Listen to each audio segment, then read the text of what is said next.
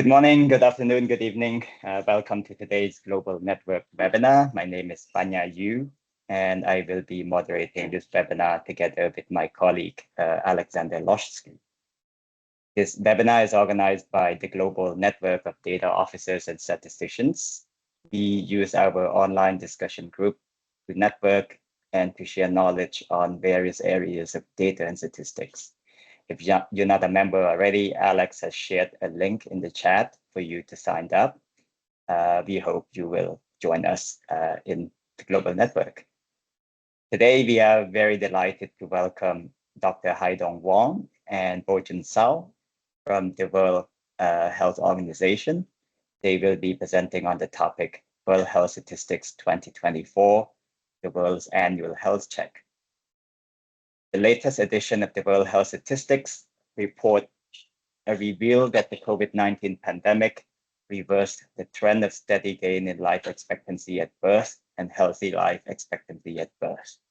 The pandemic wiped out nearly a decade of progress in improving life expectancy within just 3 years. Between 2019 and 2021, global life expectancy and HALE, that is the healthy life expectancy at birth, dropped back to the levels of 2012. The pandemic rapidly emerged as a leading cause of death, ranking as the third highest cause of mortality globally in 2020 and the second in 2021.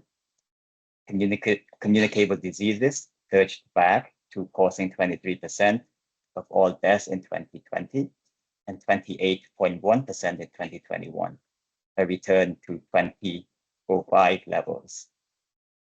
These effects have been felt unequally across the world, and our two speakers will provide more details on these and other key findings from the report during the next hour. So let me now introduce our two speakers. We have Dr. Haidong Wang, who is the unit head for monitoring, forecasting, and inequalities in the Department of Data Analytics at WHO. This unit is responsible for key flagship products at WHO, including the Global Health Estimates, which consolidate mortality and morbidity estimates for member states, universal health coverage monitoring, the annual World Health Statistics report, and tracking the progress in achieving the triple billion targets for WHO. His career in the past 2 decades has focused on improving the measurement of population health worldwide by developing and implementing innovative statistical, demographic, and epidemiological methods. He has over 100 academic publications in these areas. Joining him is Dr. Bochen Cao, who is a statistician in the Department of Data and Analytics at WHO in Geneva, Switzerland. He is trained in demography and epidemiology, and is responsible for producing WHO's regular estimates for all-cause mortality, cause of death, and burden of disease for member states. His work also involves analyzing health-related data and drafting WHO's annual flagship reports for monitoring the health-related SDGs, including the World Health Statistics report. So before we proceed, just a few housekeeping reminders. Our speakers will have 35 to 40 minutes to present. We will follow the presentation with a Q&A session. Throughout the presentation, please do feel free to write your comments and any questions you may have in the chat box. During the Q&A, we encourage you to ask questions directly by using the raise hand functions. Or if you wish, we could also read out the questions on your behalf. But we certainly would prefer live questions from the audience. This Global Network webinar is being recorded and will be made available on the Global Network. We invite you to continue the discussion there after the event. And with that, Haidong and Bochen, let me turn over the floor to you for your presentation. All right, thank you. Let me share my screen first. Can you see the full screen now? Yes, we do. Oh, great. So thanks again for inviting us to this webinar. The presentation today is going to be on the World Health Statistics Report 2024 with a heavy focus on the key findings from the Global Health Estimates 2021, which is a key component for WHS. I also see that my colleague Annette Mahanani is also online. She's technical lead for the World Health Statistical Report, and we're here if you have any questions regarding the WHS 2024 report and GHE estimates, we're happy to answer as well. So just briefly before Bochen talk about the global health estimates and the key findings. So what is WHS, the World Health Statistical Report? So essentially, it's annual checkup of the population health at the country level for the member states of WHO. For each of the editions of WHS, we normally cover 3 areas. One is the compilation of all the key health-related SDGs that is produced and monitored by both WHO and other partner agencies, including UNICEF and the UN Population Division. And another key component of WHS is the Global Health Estimates, which is a comprehensive assessment of both mortality and morbidity at the country level by year, sex, and age from year 2000 all the way to the most current year, reference year. So the current version is up to year 2021. And then there are topic-specific chapters. For example, in this year's edition, we have the description of how WHO is doing in achieving its triple billion targets for the general program Work 13. And throughout the report, we also have country-specific stories focusing on the success stories of different countries. One thing I want to mention is, while our team is a coordinator for both health-related SDG reporting and the World Health Statistical Report, WHS itself is a reflection of the effort and achievement of the technical program within WHO and throughout both our country offices and the regional offices as well. So it's a reflection of the effort made by all 3 levels of WHO.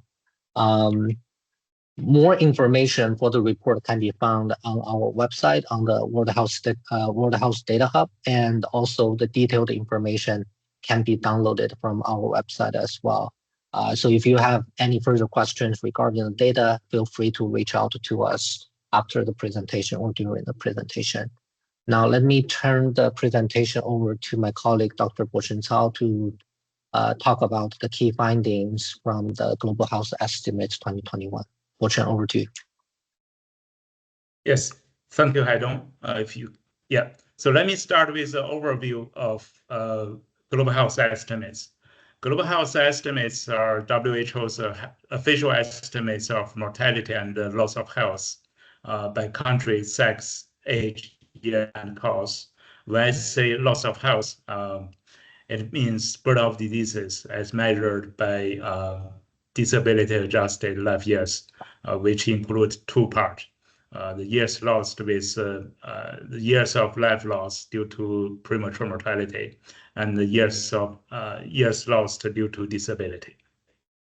And it reports annual health outcomes for over 160 diseases and injuries for WHO member states with a population over 90,000 from the year 2000 onwards.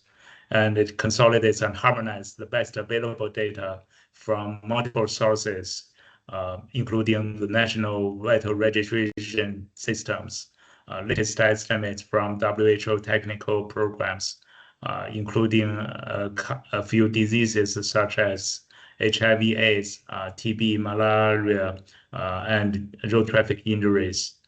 And we also incorporate estimates from UN partners and interagency groups, including child mortality and child cause of death. And we use the population estimates produced by the UN Population Division as a population denominator. And we also include cause of death and cause of disability from the Global Burden of Disease studies and other scientific studies. And in the analytical process, we use a variety of demographic, statistical, and epidemiological methods based on the best scientific evidence available. Next slide.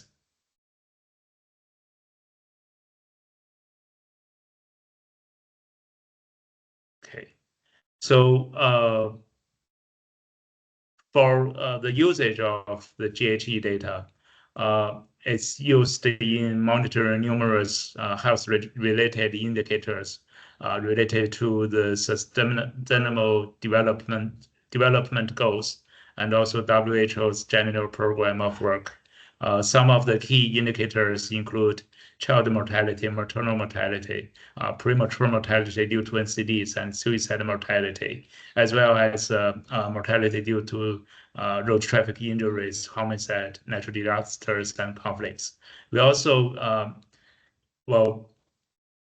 use the GHE estimates to derive attributable mortality that are due to poisoning, air pollution, and wash. So the GHE is basically a very useful tool to understand global health, its trends, and the shifts over time for the main cause of interest of death by region and at national level and global level. It can be used to guide decision-making and resource allocation at national level as well. And as Haidong already mentioned, it's important inputs to WHO flagship publications such as World Health Statistics and Global Monitoring Report on UHC. So in terms of the main findings, let me start with life expectancy and healthy life expectancy. So the before the pandemic, we have seen progress between 2000 and 2019, but the COVID-19 pandemic already erased much of it. So for life expectancy, it was at 67 years in 2000 and increased to over 73 years in 2019. And we see a decrease in 2020 at global level to 72.5 years, and a further decline to 71.4 years in 2021, which is about the similar level of 2012 level. Similarly, HALE has also gone up between 2000 to 2019 with a 5-year increase, but the level fell by half years in 2020 and another almost 1 year in 2021, falling all the way to also the 2012 level. So basically, for both life expectancy and HALE, we see a 10-year regress. And when we look at man, female separately, and look at the change in 2020 and 2021 separately, you can see there's a disparity by sex. So for men, we see a even distribution in the decline between the 2 years of the pandemic. So life expectancy dropped by about 0.8 years in between 2019 and 2020, and another 0.9 years between 2020 and 2021. For HALE, it's similar, but for female, life expectancy dropped more significantly in the second year of pandemic. HALE is also similar, with the drop in the second year of pandemic being twice of that in the first year of the pandemic. And before and during the pandemic, there's a sex gap. So female constantly have a 5-year advantage over male in both in life expectancy and a 2-year advantage in HALE. Next slide. So when we look at the regional trend, the life expectancy and HALE both increased across all WHO regions and World Bank income groups. And the lowest resource settings has seen the greatest gains. In African regions, there was a 11-year increase in life expectancy and 10-year increase in healthy life expectancy between 2000 and 2019. And in low-income countries, the size of increase are similar. And for population in higher resource settings, although they remain healthier with longer life expectancy and HALE, the change was stagnated since 2010. So in high-income countries, the gain in life expectancy was only one year, and for increase in HALE was only 0.6 years between 2010 and 2019. And in the same period, the increase in low-income countries are more than 3 times higher than high-income countries. Next slide, please. The region of America. Well, the impact of the COVID pandemic was also uneven across regions and income groups. The region of the Americas and the Southeast Asia region has been the hardest hit. Life expectancy in both regions dropped by over 3 years and HALE by 2.5 years in the 2 years of the pandemic. The Western Pacific regions was the least affected during the first 2 years of the pandemic. The decrease was less than 0.1 years in life expectancy and less than 0.2 years in healthy life expectancy. And that's also the only region where life expectancy and healthy life expectancy was actually increasing in the first year of the pandemic, which was reversed in the second year of pandemic. And the region of American and European regions and the Eastern Mediterranean regions all experienced a much more severe impact in the first year of the pandemic, with the year 2020 seeing at least 2/3 of the life expectancy loss between 2019 and 2020. And the African and Southeast Asian regions are in opposite, as the year 2021 accounted for at least 65% of the loss in life expectancy between 2019 and 2021. Next slide, please. And when we look at this by World Bank income groups, lower middle income countries was the hardest hit region. It lose 2.4 years in life expectancy and 2 years in healthy life expectancy between 2019 and 2021.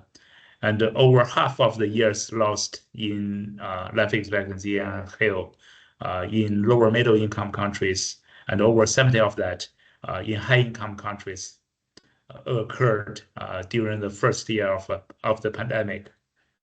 In contrast, lower middle income countries are the hardest hit group in 2021.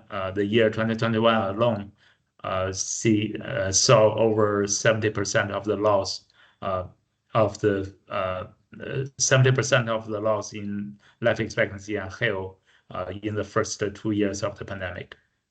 In low-income countries, the vast majority of the loss in life expectancy and HALE occurred in the second year of the pandemic.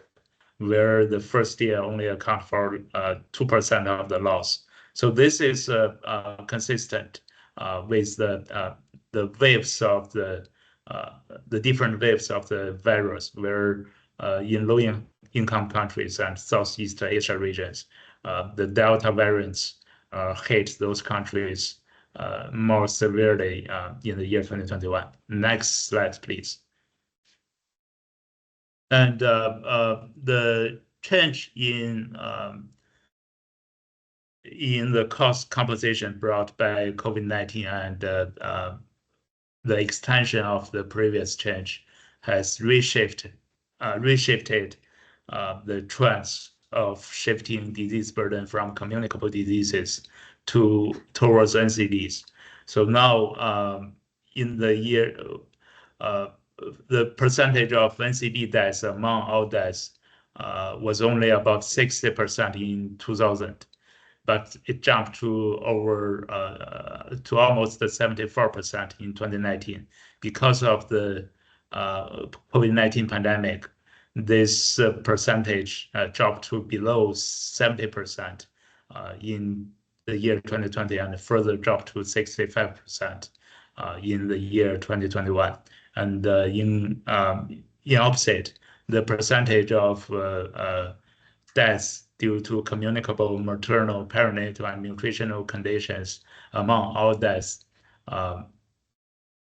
decreased before the pandemic, but climbed up again during the 2 years of the pandemic. So the percentage of this group of diseases account for 28% of all deaths in the year 2021, which is much higher than the 2019 level pre-pandemic. And the percentage of injury deaths among all deaths remained at roughly 7 to 8% before and during the pandemic. This is also a reflection of the change in age-standardized death rates. The age-standardized death rates from communicable diseases was at 145 per 100,000 population.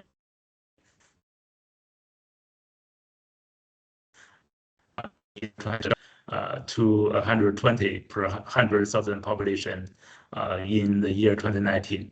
But because of the pandemic, this number increased significantly back to 211 per 100,000 in the year 2021, which is only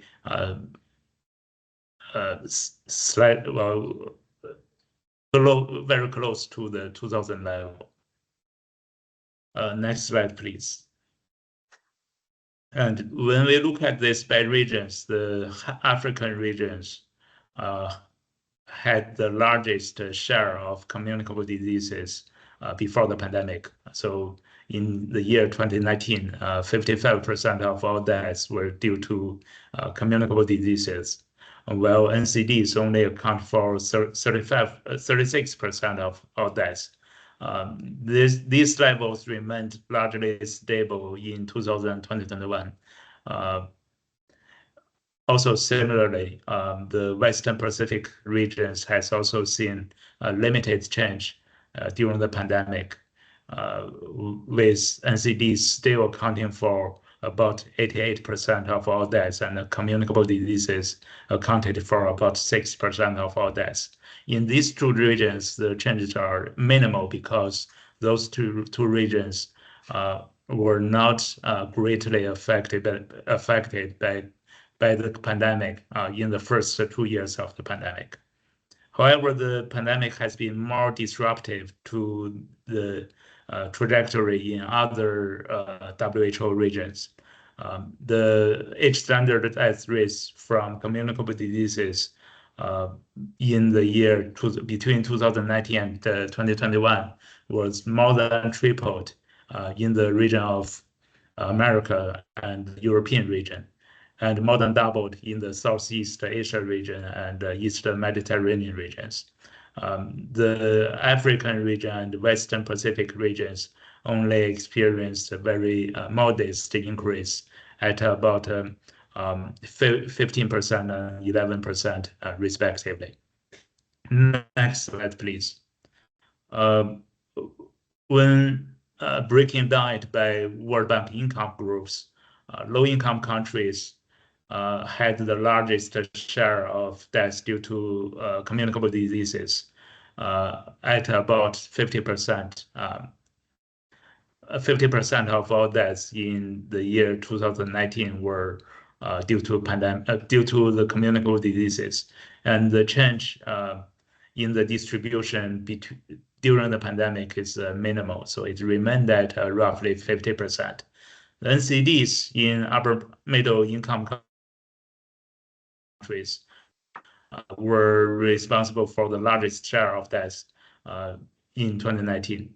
Both at over 80%, but these figures dropped by around 10% in both income groups between 2019 and 2021. The pandemic reversed the declining trends in age standardized rates for communicable diseases across all income groups. The level of the proportion of communicable diseases among all deaths in 2021 was well above the 2000 level in upper income countries, and the share almost doubled the 2000 level in high income countries. Next slide, please. And there is also a clear transition from communicable diseases to NCDs in the representation among the top 10 leading cause of deaths. In 2021, the top 10 cause of deaths collectively accounted for 39 million deaths, or about 57% of the total 68 million deaths worldwide in the year 2021. And in the year 2000, 5 of the top 10 cause of deaths were communicable diseases, 4 were NCDs, and 1 was injuries. However, in the year 2021, 7 of the top 10 leading cause of deaths were NCDs, and collectively those account for 38% of all deaths, or over 2/3 of the deaths from the top 10 causes. And the world's largest, the biggest killer is ischemic heart diseases in 2021. It was responsible for 13% of the global total deaths. And since 2000, ischemic heart diseases has seen the greatest increase in number of deaths. It rose by 2.7 million to 99.1 million deaths in the year 2021, between 2000 to 2021. And as a newly emerged cause of death, COVID-19 was directly responsible for 1.1 million deaths in the year 2020, and 8.7 million deaths in the year 2021.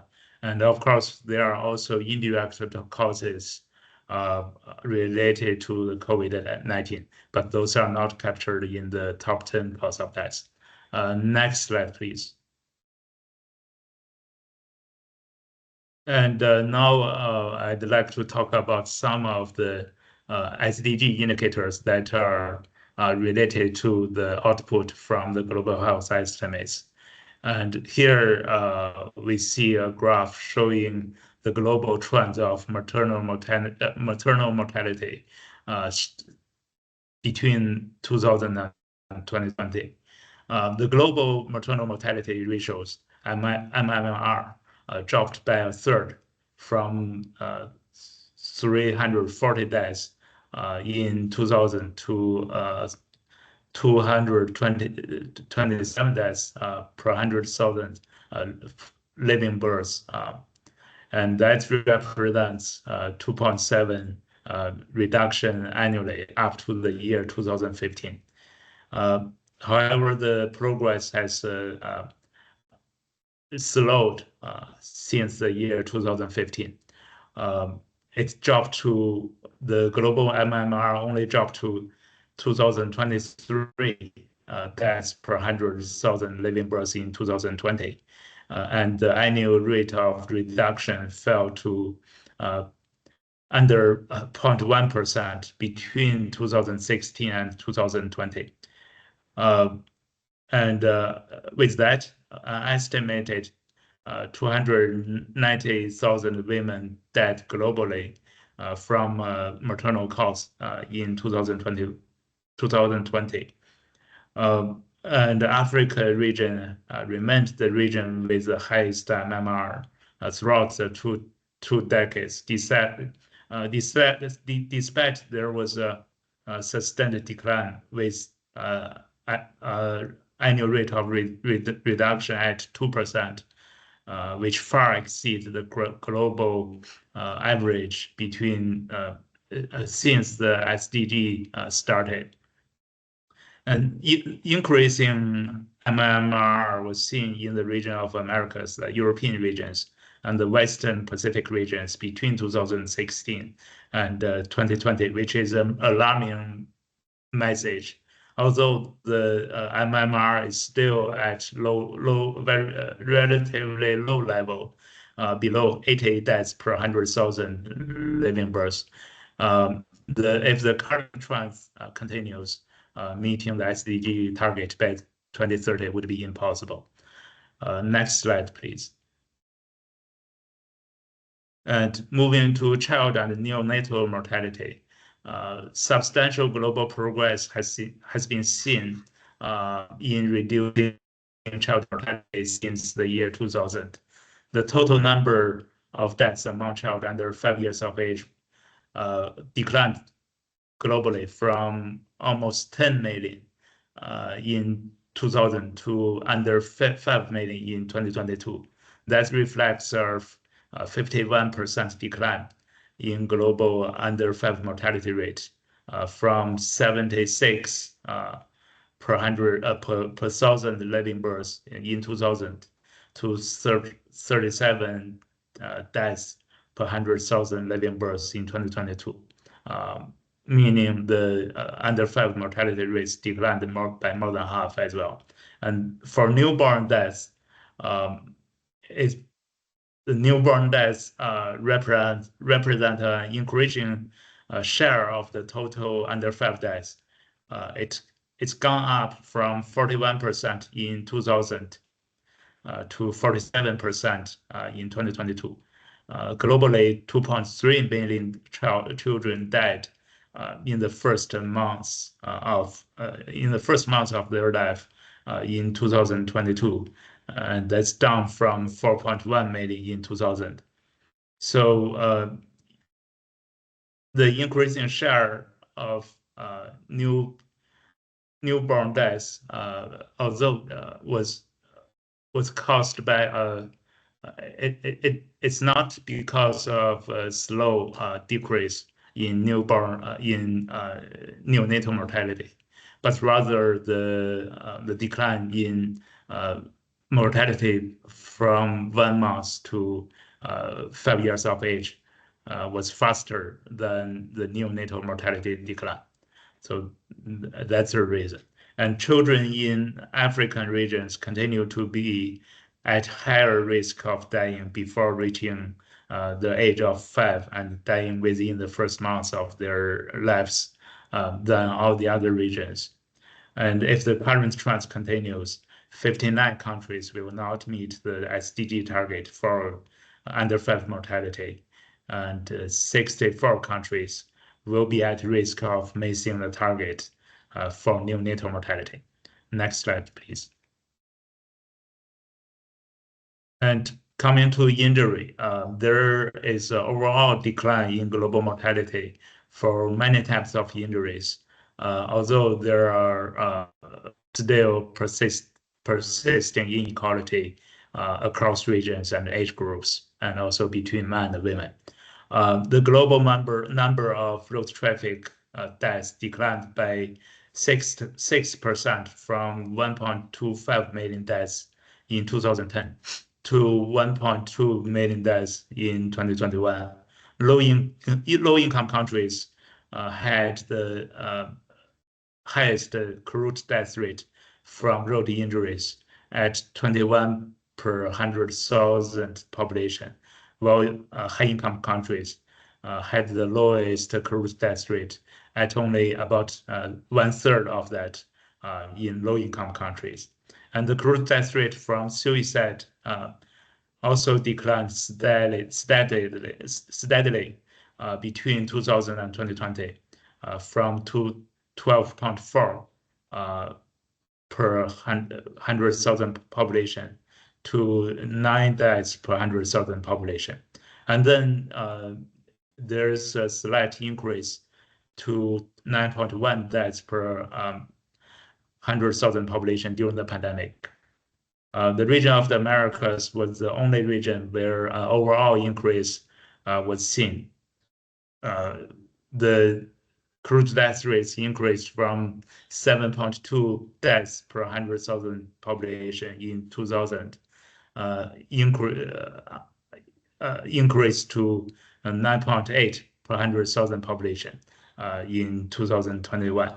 The crude death rate from homicide also similarly fell by about 22% from 8 deaths per 100,000 population in 2000 to 6 deaths per 100,000 population in 2021. And about 80% of the victims of homicide were men across those 21 years time period. And the region of Americas had the highest mortality burden from homicide in 2021. It accounted for 41% of the global homicide deaths, but only represent 13% of the global population. Next slide, please. And when it comes to the NCD premature mortality, steady progress was seen in reducing NCD premature mortality prior to the pandemic. However, acceleration was needed to achieve the SDG target. Globally, a person aged 30 years in 2000 had about 23% of chance of dying from one of the 4 major NCDs, cardiovascular diseases, cancer, COPD, and diabetes before reaching the age of 70 years. This risk fell to 18% in 2019. And despite the progress, the pace of change in most of the countries has stagnated since the beginning of the SDG era in 2015. The global annual rate of reduction more than halved between the year 2015 and 2019 to under 1% in the year 2019. That's far from achieving the SDG target.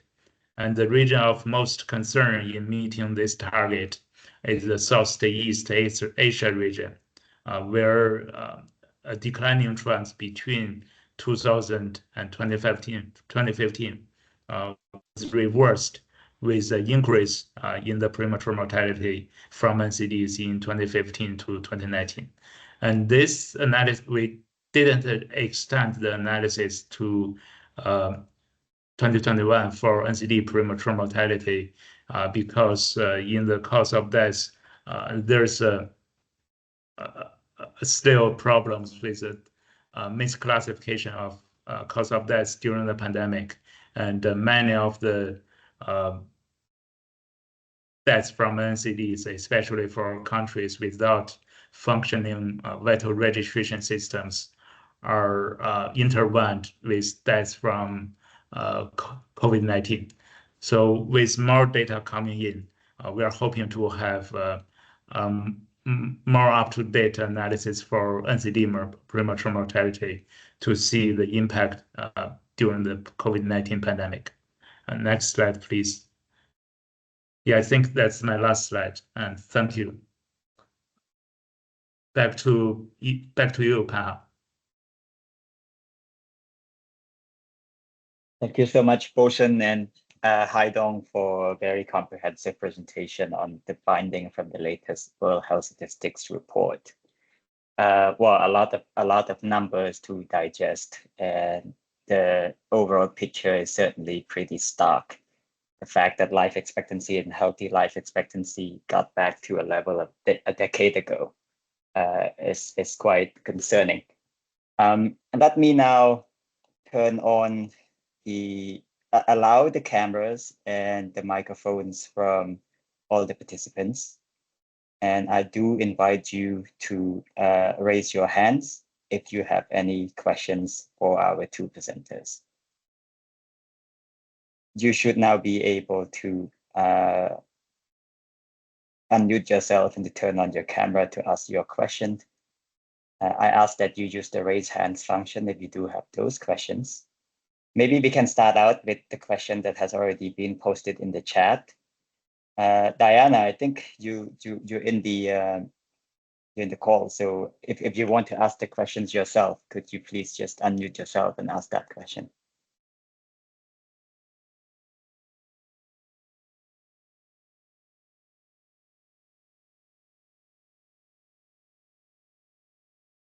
Okay, if not, I can just read it out. So to Bochen, could we infer that the increase in MMR in 2020 is due to COVID?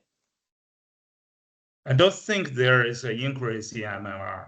The MMR was still falling. It's just the pace of the declining was slowed. And that happened since 2015. And the annual rate of reduction remained relatively stable up to the year 2020, which was a reference year for that MMR analysis.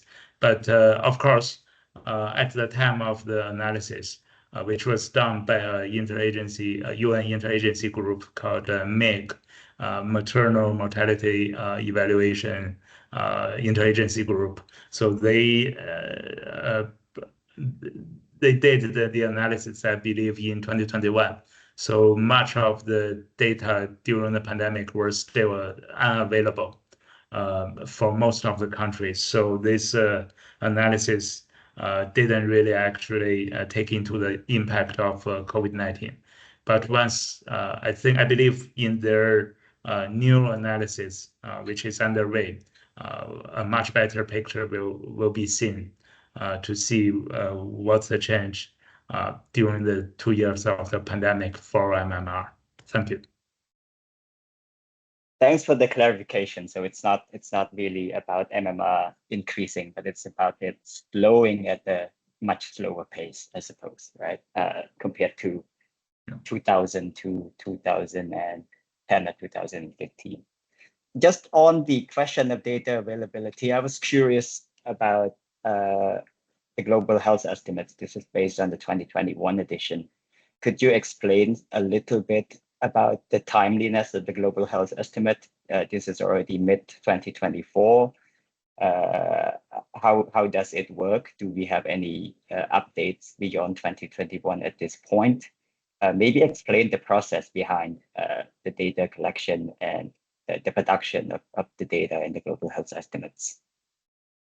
Yeah, that's a good question. So as I mentioned in my second slide, the global health estimates have to take in data from different sources. And for the cause of death analysis, the primary source would be vital registration systems. And when I mean vital registration systems, mostly I'm referring to countries who submit vital registration data to WHO mortality database. That database currently have vital registration data for around 120 countries, and I believe for in this year 2024, only about 60 to 70 countries have mortality data, cause of death up to the year 2021. So many countries are still in the progress of collecting and processing their vital registration data and then submit it to WHO. So there is a lag of on average 3 years for that mortality database. And however, we've already seen countries submitting their 2022 or even 2023 data to WHO mortality database, but the process is rather slow. And then for the other piece of data for countries where we don't have vital registration data or we don't have good enough vital registration data, we rely on estimates from the WHO technical programs for a number of diseases, and they have their own production cycles. For many of them, they will be releasing estimates for the year 2023 by the end of the year 2024, and that's for that only covers for about 10 causes out of the 160 causes we cover in global health estimates, and for the remaining causes where we couldn't get any information from vital registration system or from the technical programs or UN interagencies, we rely on the global burden of disease studies, which are also in the process of producing estimates up to 2023. And then because of the pandemic, we have to have another separate exercise to estimate excess deaths due to COVID-19 pandemic. And that exercise is currently underway.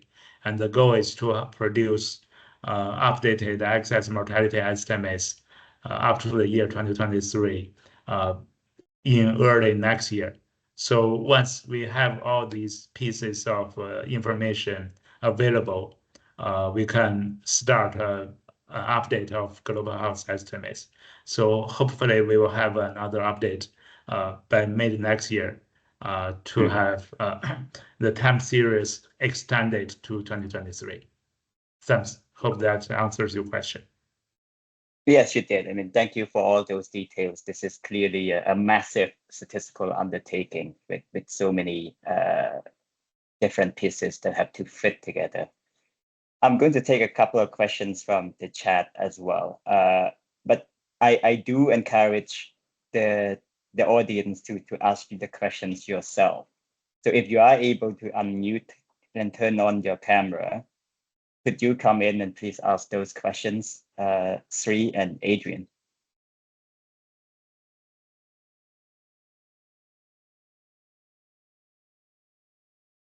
Okay, seems like just I want to make sure if you are not able to turn on your camera to unmute yourself, could you please let me know in the chat?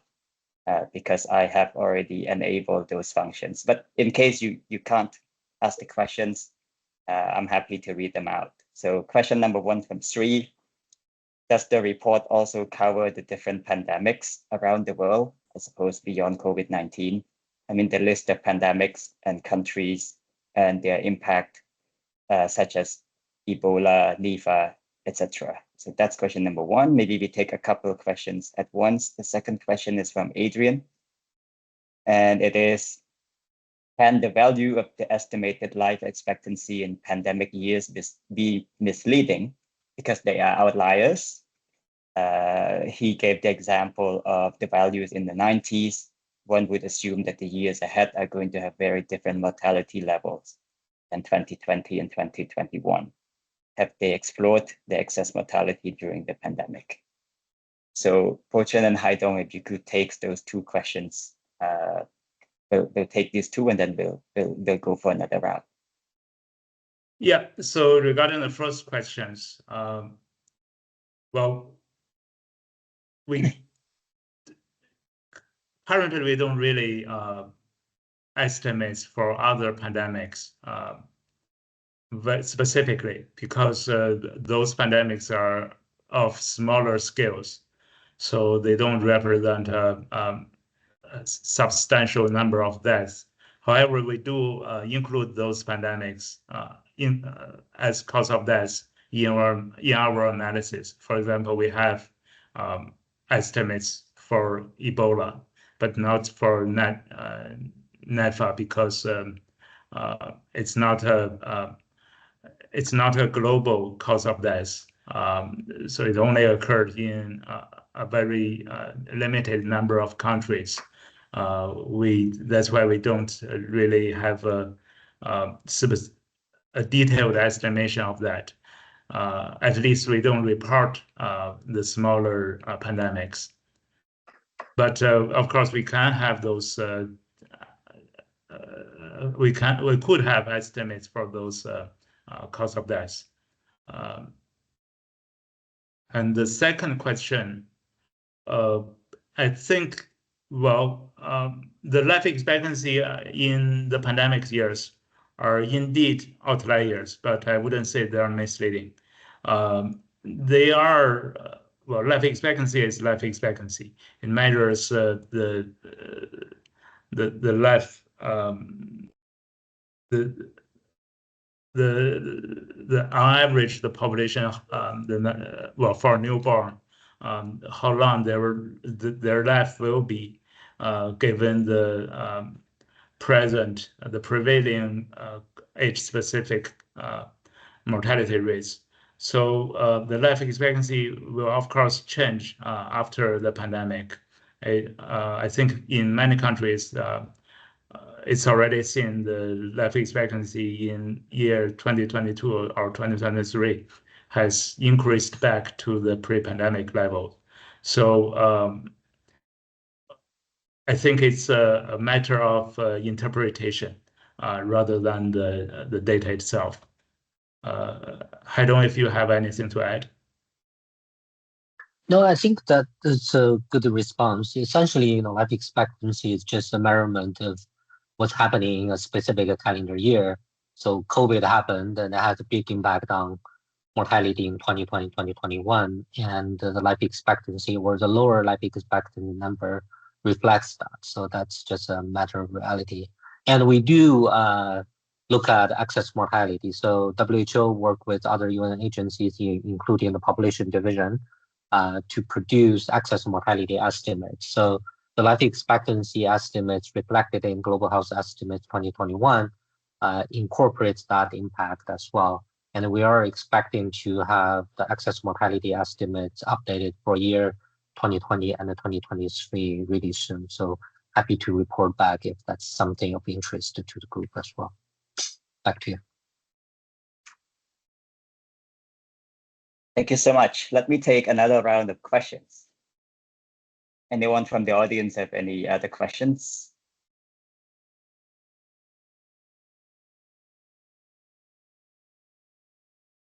I don't see any, so maybe what I'll do is I'll take one question from the registration form, and then I have maybe a couple of other questions that I want some answers from two presenters. Haidong and Bochen, some of the participants have submitted questions, and one of those questions is on the impact of the COVID vaccines on the lives of citizens. Have there been any estimates on how many lives were saved by the vaccines or any studies on its impact?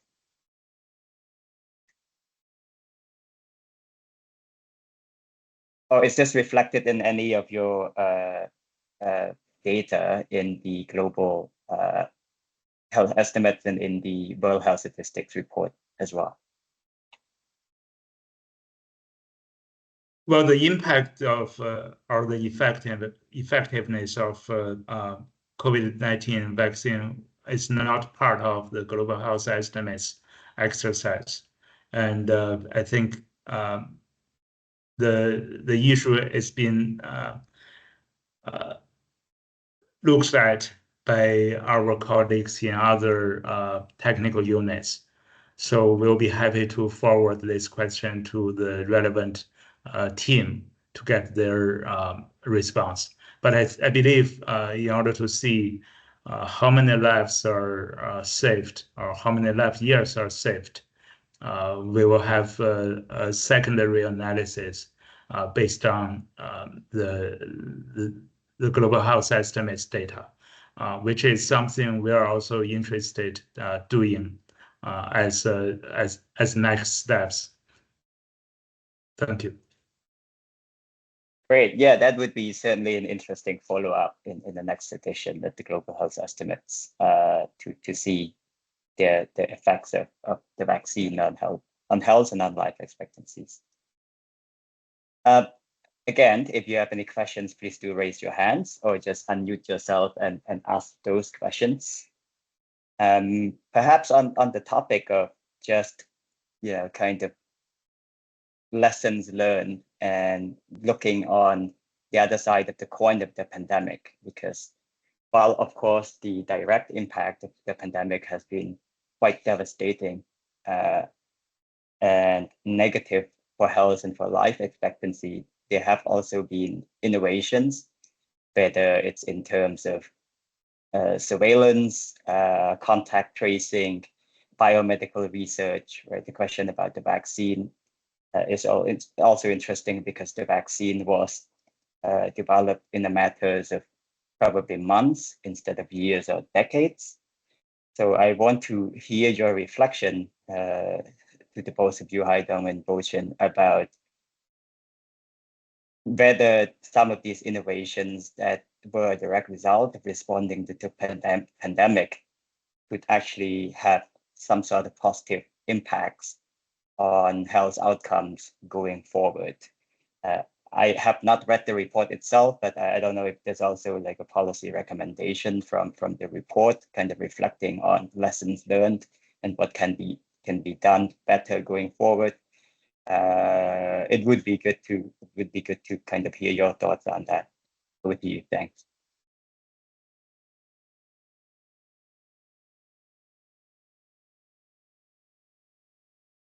Yeah, I think that's a very good question, but it's also beyond the scope of the World Health Statistics report. I think it really requires in-depth analysis of those factors that contributed to